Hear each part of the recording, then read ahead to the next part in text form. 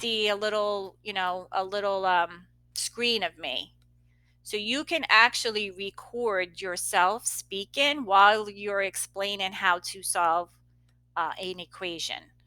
Um, but notice though, look up here, see on the tab, okay, it's only recording this tab. Okay, if I click off of this tab, I'm going to get a message. I don't know if you can see it, but yeah. So, you have to be careful, because if you're going to record multiple tabs, you're going to want to use the other option, which is record your desktop. Um, but here, this is what you can do. Like if I had a tab open, so what I'm going to do is once I finish recording, do you see how on the Screencastify icon is a little red dot for record?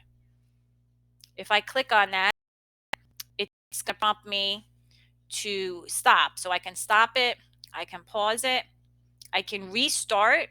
So if I didn't like how it came out in the first 5 seconds, I can just restart it, or I can trash it here. So I'm going to hit stop.